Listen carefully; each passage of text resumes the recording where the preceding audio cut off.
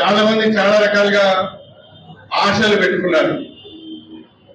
ఆశలు ఏంటి అంటే కడియం శ్రీహరి ఎన్నిక చెల్లదు, ఆయన పార్టీ మారింది కాబట్టి ఆయన ఎన్నిక చెల్లదు, త్వరలో ఉప ఎన్నికలు వస్తాయి, మేము పోటీ చేస్తాం గెలుస్తామని ఆశ పెట్టుకున్నారు. తప్పేం లేదు, రాజకీయాలు ఉన్నప్పుడు ఆశ పెట్టుకోవడం తప్పేం లేదు. కానీ లొట్టపెట్ట ప్రజలకు నక్క ఆశపడినట్టుగా ఉంటది. ఎక్కువ ఆశ పెట్టుకుంటే నిరాశ పడవలసి వస్తుంది.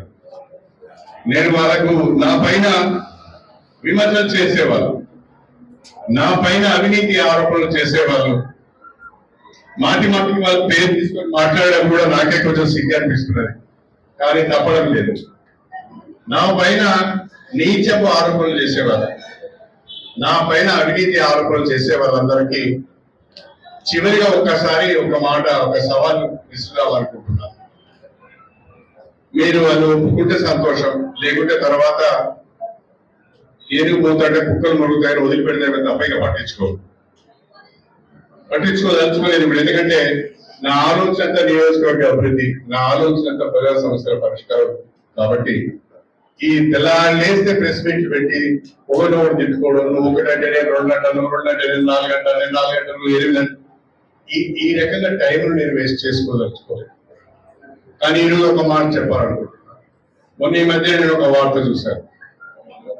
ధర్మసాగరం మండలం దేవునూరు గుట్టలలో అటవీ భూములను ఆక్రమించుకోవడానికి నేను ప్రయత్నం చేస్తున్నట్టుగా ఒక వార్త చూశాను. నా 30 ఏళ్ల రాజకీయ జీవితంలో ఎక్కడ కూడా ఒక ఎకరం భూమిని కబ్జా చేసిన పాపాన పోలేదు. ఒకరు నేను కబ్జా చేస్తుంటే ఈ పాటికి నా భూమి దులిపే వాళ్ళందరూ. నా 30 ఏళ్ల రాజకీయ జీవితంలో ఎవరికైనా సహాయం చేశానే తప్ప వాళ్ళ దగ్గర నుంచి ఒక పైసా నేను ఆశపడలేదు.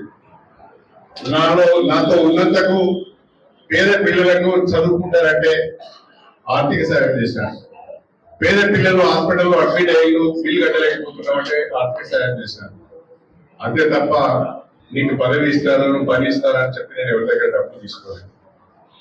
ఈ దేవునూరు గుట్టలు అటవీ భూములను కడియం శ్రీహరి ఆక్రమిస్తున్నాడు, తన అధికారాన్ని అడ్డపెట్టుకొని అధికారులను బెదిరిస్తున్నాడు అని ఒక మాట అన్నారు.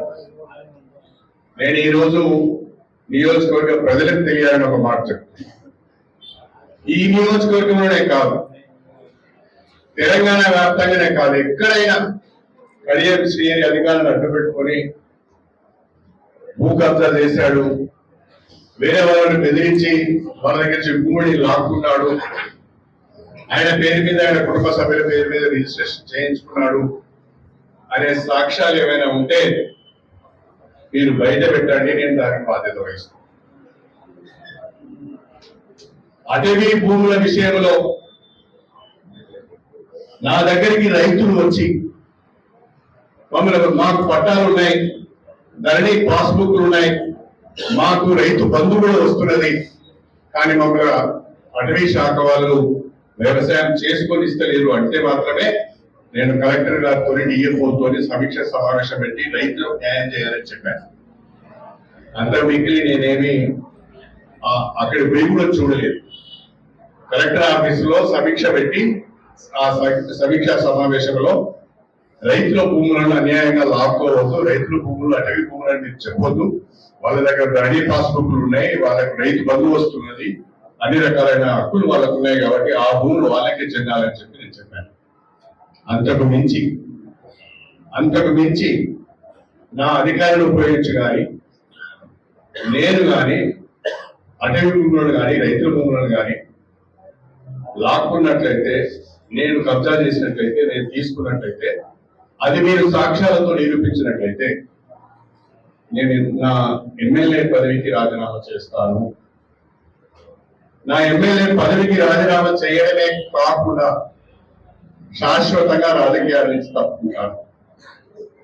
మీకు అవకాశం ఇస్తున్నాను. మా సోదరుడు రాజయ్య గారికి ఒక అవకాశం ఇస్తున్నాను.